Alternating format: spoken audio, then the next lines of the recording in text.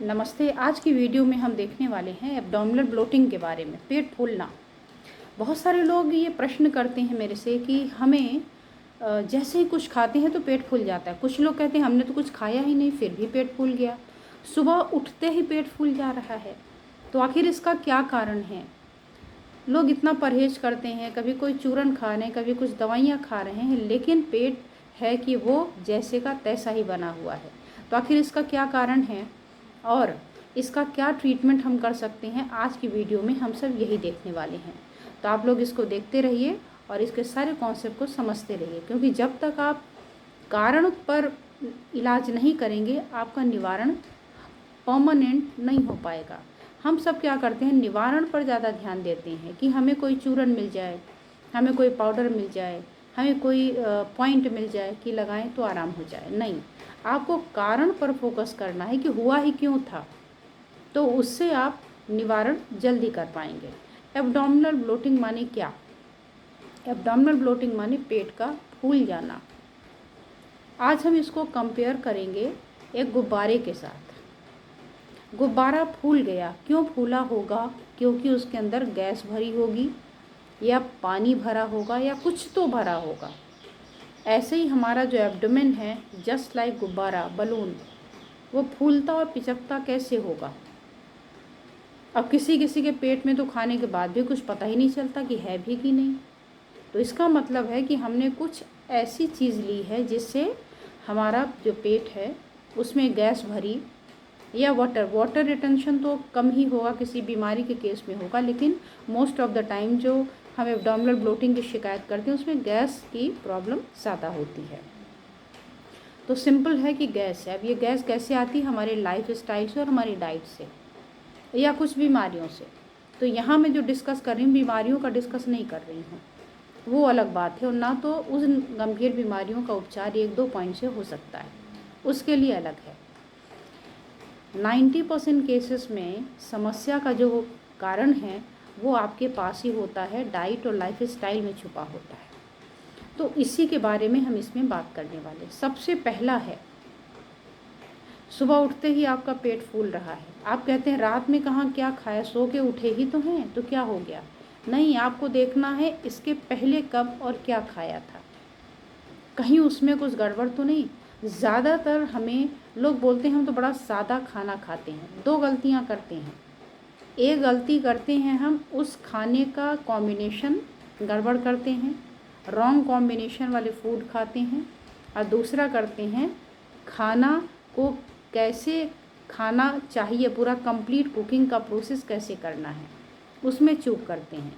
तो इसी में मैं आपको बात बताऊंगी। पहला है, गैस बन करके पेट फूलने में लार्ज अमाउंट ऑफ फूड। हम खाना बहुत ज़्यादा मात्रा में खा लेते हैं। उससे क्या होगा?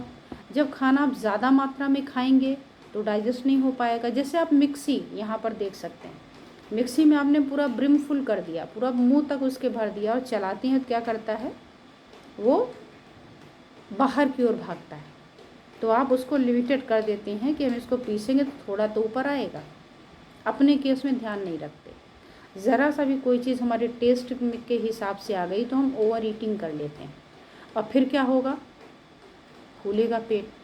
आपने कभी जीरा, क्यूमिन सीड और फेनुग्रिक सीड, इन दोनों को एक्सपेरिमेंट करके देखा है?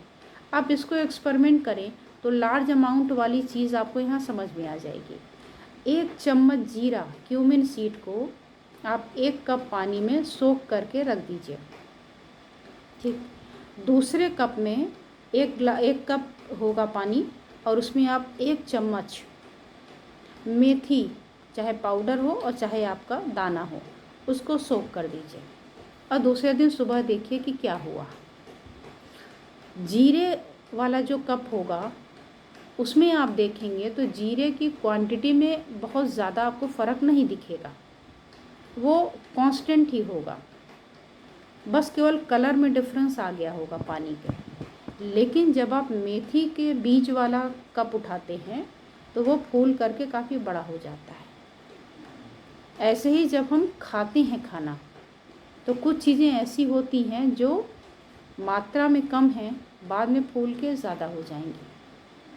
इसलिए खाना खाते समय हमें तो नहीं पता चला, नहीं तो हम लार्ज अमाउंट कैसे खा पाते। थोड़ा बहुत फील भी हुआ तो हमने खा ही लिया, लेकिन जब वो पेट में गया तो मेथी की तरह वो फूल गया और आप परेशान हो गए, नींद नहीं आ रही, टहल रहे हैं या सुबह उठे तो एकदम कड़ा पेट है और काफ़ी ज़्यादा बड़ा हो गया है, फूला हुआ है, समझ नहीं आ रहा है। तो लार्ज अमाउंट ऑफ फूड से बचें। इतना खाएं कि खाना खाने के बाद आपको ऐसा फील नहीं हो कि बहुत ज़्यादा पेट भर गया है, हिला भी नहीं जा रहा है।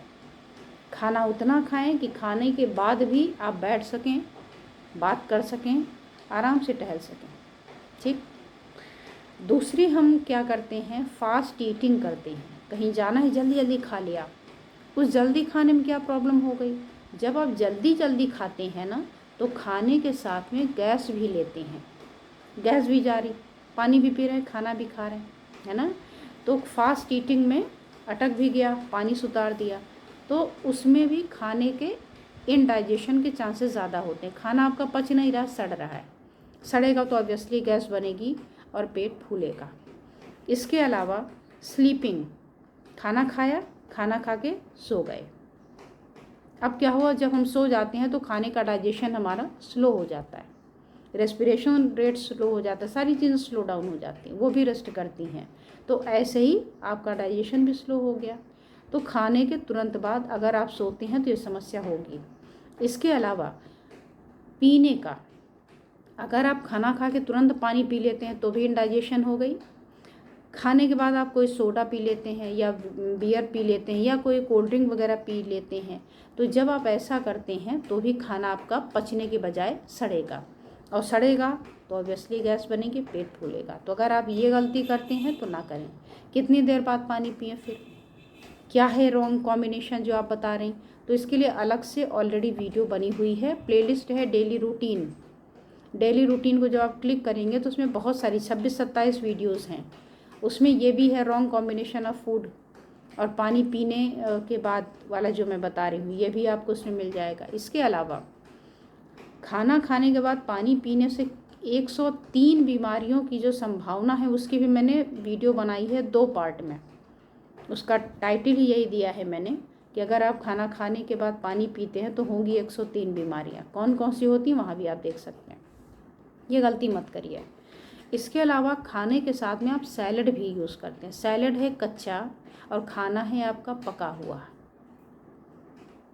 दोनों को आपने पेट में डाल दिया तो दोनों के डाइजेशन में भी फ़र्क आएगा। सलाद जल्दी पचना चाहेगा, जल्दी पचता है, और जो आपका खाना है उसको टाइम लगता है। दोनों मिल कर के एक दूसरे को डिस्टर्ब कर देते हैं और डाइजेशन टाइम हमारा फिर आगे बढ़ जाता है, और इसीलिए आपको गैस बनती है, पेट फूलता है।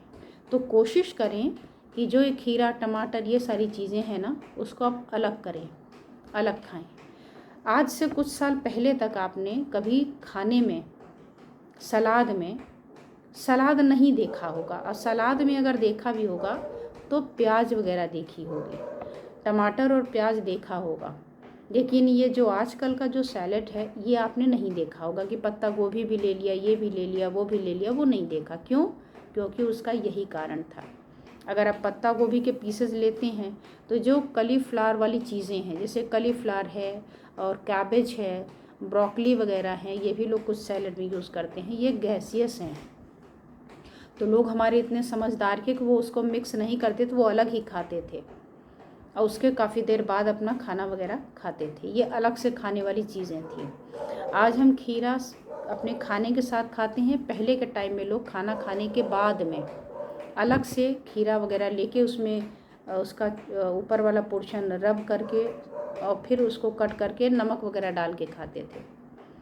सैलड के साथ नहीं खाते थे, लेकिन हमने उसको चेंज कर दिया। अच्छा, इसके अलावा अगर आप एक्स्ट्रा सॉल्ट या शुगर खाते हैं तो ये भी आपको गैस बनाएगा और पेट फुलाएगा। कैसे? जब कभी आपको लूज मोशन होता है तो आपको कहा जाता है कि आप नमक, चीनी, पानी का घोल पी लीजिए। क्यों पी लीजिए? उससे क्या होगा, उससे लूज मोशन स्टॉप हो जाता है। क्यों? क्योंकि सॉल्ट के पास में वाटर बाइंडिंग कैपेसिटी है, शुगर के पास में वाटर बाइंडिंग कैपेसिटी है, वो पानी के मॉलिक्यूल्स को जाके पकड़ लेता है और रुक जाता है आपका। तो ऐसे ही जब आप इसको नमक और चीनी की मात्रा ज़्यादा यूज़ करते हैं तो वो भी क्या करेगा, आपका डाइजेशन रुक जाएगा ना, इंटरप्शन होगा, वाटर मॉलिक्यूल पकड़ में आ गया, डाइजेशन आपका स्लगिश हो गया और फिर से गैस बनेगी, फिर से पेट फूलेगा। इसके अलावा जैसे हमने गैसियस फूड बताया कि कुछ चीज़ें ऐसी होती हैं जैसे गोभी वगैरह, ऐसे ही आपकी जो दाल होती, जैसे आपका बीन्स वगैरह हैं, राजमा है, लोबिया वगैरह है, ये आपके पचने में भारी होती हैं, गैस बनाती हैं। तो अगर इनको आप खाइए तो कम मात्रा में खाइए और दूसरे रात में न खाइए। क्यों ना रात में खाएं? क्योंकि दिन में हम खाना खा के बैठे होते हैं, जगे होते हैं, काम करते रहते हैं, तो हमारा क्या हुआ, डाइजेशन फास्ट है। वैसे भी रात के तुलना में दिन में चूँकि धूप रहती है, सूर्य रहता है, तो हमारा digestion in comparison of night fast ही होता है। तो दिन में खाते हैं तो कोई दिक्कत नहीं, उतनी दिक्कत नहीं, लेकिन जब रात में खाएंगे तो यही क्या होगा, खाना खाया और सो गए। ज़्यादातर काम कुछ हम नहीं करने, कुछ ज़्यादा घंटों तक नहीं जगे हैं, तो इसलिए ये सारी चीज़ें और आपको गैस बनाती हैं। इसके अलावा कुछ लोग आर्टिफिशियल स्वीटनर्स का इस्तेमाल करते हैं, इसमें हम चबाएंगे ज़्यादा, तो इसके कारण भी गैस बनेगी और हमें परेशानी होगी। अगर आप पानी ज़्यादा पीते हैं, खाना खाते खाते पानी पी रहे हैं या खाना खा के तुरंत बाद 2 गिलास 3 गिलास 4 गिलास पानी पी लिया, तो ये तो नुकसानदायक है ही, खाने के इंडाइजेशन को बढ़ावा देगा। दूसरा, अगर आप पानी पीते ही नहीं हैं, खाना खाया और बस सो गए जाके, तो इससे भी क्या होगा, वहाँ पानी के अभाव में इंडाइजेशन होगा और आप परेशान हो जाएंगे।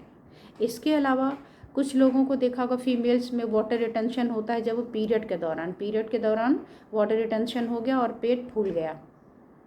तो अगर आप चाहते हैं कि ये वाटर रिटेंशन अगर हमारे डेली रूटीन और लाइफ स्टाइल से हुआ है, तो आप इसको आसानी से कंट्रोल कर सकते हैं, संभाल सकते हैं। और इसके साथ ही छोटे से एक्यूप्रेशर पॉइंट की मदद ले लीजिए। 2 तरीके के पॉइंट हम लेंगे। एक पॉइंट लेंगे जिसको लगाने से आपके स्टमक लेवल पर, ऊपर के लेवल पर बनी गैस निकलेगी, और दूसरा पॉइंट जो लेंगे वो नीचे पेट में जो गैस है, पेट को फुला रही है, उसको रिलीज़ करने में मदद करेगा। पहला पॉइंट है यूरिनरी ब्लैडर का 15 नंबर। कहने को ये हार्ट का बैकशू पॉइंट होता है, यानी हार्ट का फंक्शन को बढ़ाने का पॉइंट होता है, लेकिन एक ही व्यक्ति एक काम थोड़े ही करता है। जैसे मैं हूँ, मैं एक्यूप्रेशर से रिलेटेड वीडियोस बना करके आपको देती हूँ, इसका मतलब ये नहीं है कि एक्यूप्रेशर के अलावा बाकी कोई दुनिया ही नहीं होगी मेरी, बाकी भी दुनिया होगी, बाकी और भी काम मैं करती होंगी। तो वैसे ही आप जानते मुझे लेकिन एक्यूप्रेशर के नाम से है, ऐसे ही UB15 जाना तो हार्ट के नाम से जाता है, लेकिन इसका काम बॉडी फ्लूइड और एनर्जी को रेगुलेट भी करना है। तो जब आप इसको सिरेट कर देते हैं, डाउन कर देते हैं, यानी इसकी एनर्जी को कम कर देते हैं, तो जो वहाँ पर रुकावट है ना, वो वहाँ से सरक के आगे बढ़ती है। तो आप इसको सिरेट करेंगे बाई कलर, अगर तो लगाएंगे येलो कलर, और मैग्नेट लगाएंगे तो बाई चांस येलो मैग्नेट ही लगेगा। इसको लगाइए चित्र के हिसाब से और लगा के छोड़ दीजिए 12 से 14 घंटे, या ओवरनाइट लगाइए। तो ये क्या करेगा, ये अपर लेवल का जितना भी आपका गैस है उसको रिलीज़ कर देगा धीरे धीरे। एक दिन में नहीं कि अभी लगाए तो कल ठीक हो जाएगा, हाँ हो सकता है 2-4 दिन लगे, ये डिपेंड करता है कि आपकी प्रॉब्लम कितनी पुरानी है। दूसरा पॉइंट हम लेंगे कंसप्शन वेसल का 3 नंबर। ये पॉइंट यूरिनरी ब्लैडर का स्ट्रक्चर का पॉइंट है। जैसे UB15 हार्ट का था, वैसे CV3 आपके यूरिनरी ब्लैडर के स्ट्रक्चर में आई डिफेक्ट का पॉइंट होता है। टेक्निकली इसको ऐसे ही जानते हैं, लेकिन ये लीवर, स्प्लीन, किडनी, यानी जितने भी आपके ऐसे ऑर्गन हैं जो दिन रात काम करते हैं। तो कौन कौन दिन रात काम करता है आपका, आपकी किडनी है, आपकी स्प्लीन है, आपका लिवर है। ऐसे ऑर्गन का ये स्पेसिफिक पॉइंट है। यानी और इसके अलावा ये जो कफ दोष है, क्या हुआ, आपके पेट में खाना पड़ा हुआ सड़ रहा है, कफ इकट्ठा हो रहा है, कोई चीज़ इकट्ठा होना यानी कफ दोष होना, तो ये कफ दोष को रिलीज़ करने का वंडरफुल पॉइंट है। और इसके साथ ये बॉडी फ्लूइड को रेगुलेट भी करता है। तो इस लिहाज से भी अगर आप इसको सिरेट कर देते हैं तो जो वहाँ से रुका हुआ चीज़ है, इसको ऐसे समझ सकते हैं कि बहुत ज़्यादा ट्रैफिक है ना। कुछ को आप कंट्रोल रोक लेते हैं, कुछ को आप जाने देते हैं। तो कुछ को रोकते हैं तो बगल वाले आपके जा पाते हैं। अगर सबको खोल देंगे जाने के लिए, टोन कर दिया, तो सब भागे जा रहे हैं हर दिशा में, तो क्या होगा, वहाँ हौच पौच का एक माहौल हो जाएगा। अगर आपने इसको सिलेक्ट कर दिया तो रास्ता मिल गया रुका हुआ, आपका जो मटेरियल है वो आगे चला गया। तो गैस आपका जो बन के परेशान कर रही थी वो आपको परेशान नहीं करेगी। अब CV3 को अगर हमें सिलेक्ट करना हो तो कैसे करेंगे। CV3 को अगर बाई कलर आप करते हैं सिलेक्ट, तो इसके लिए हमें करना होगा ब्लैक कलर। बस एक ब्लैक कलर का स्केच पेन या कुछ भी, एक छोटा एक स्केच पेन का पैकेट रखिए, उसमें सारे कलर अवेलेबल होते हैं, बस उसको आप यूज़ कर सकते हैं। और अगर आप लगाना चाहते हैं मैग्नेट, तो यहाँ पर सेम सिलेक्शन चूँकि हो रहा है तो येलो मैग्नेट यहाँ लगेगा। दोनों ही मैग्नेट हम लगाएंगे 12 घंटे के लिए कम से कम, या तो आप दिन भर लगा के रख सकते हैं, या तो आप रात में खाना खाने के बाद लगाएं और सुबह निकाल दें। यह सबसे सेफ़ और सबसे बढ़िया ऑप्शन आपके लिए हो सकता है। 12 घंटे तो नहीं हो पाएगा, थोड़ा कम होगा, लेकिन अगर समस्या आपकी साधारण है तो इतना पर्याप्त है। हाँ, अगर आपकी समस्या गंभीर है, ओवरनाइट से काम नहीं चल रहा है पॉइंट लगाने से, तो हो सकता है टाइम थोड़ा सा और ज़्यादा लगे। तो आप दिन में भी थोड़ा सा लगा सकते हैं, या तो थोड़ा सा प्रतीक्षा करें। जो रिलीफ आपको 1 हफ्ते में मिलने वाला है, हो सकता है आपको 10 दिन में लग जाए, या तो आपको 12 दिन में मिल जाए।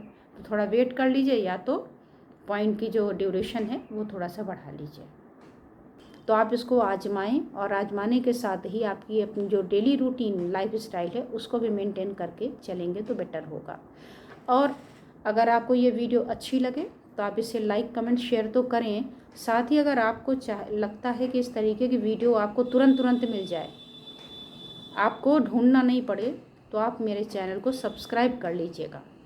सब्सक्राइब बटन जो नीचे चैनल के बगल में लिखी हुई है उस पर क्लिक करिए, और फिर नोटिफिकेशन के लिए आपको सूचना जाए मैसेज ग्रुप में, तो आप बगल वाले नोटिफिकेशन बटन जो घंटी का है उस पर ऑल वाले को क्लिक कर दीजिएगा, ताकि मेरी सारी वीडियोस की जो नोटिफिकेशन है वो आपको मैसेज ग्रुप में मिल सके, आप तुरंत उसको क्लिक करके देख लें।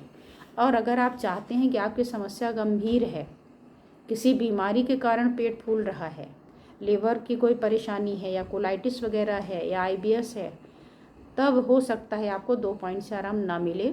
उसके लिए आप चाहे, आपका मन करे तो आप ऑनलाइन कंसल्टेशन मेरे से ले सकते हैं।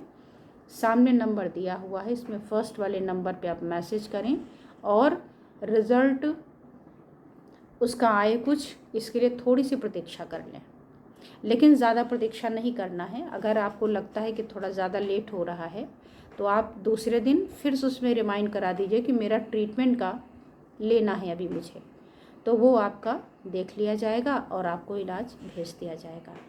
आशा करती हूँ कि आप लोग सभी स्वस्थ होंगे और स्वस्थ रहने का प्रयास करेंगे।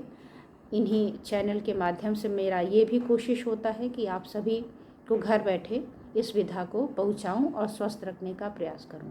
तो आज बस इतना ही, फिर मिलती हूं किसी और वीडियो के साथ। धन्यवाद, नमस्कार।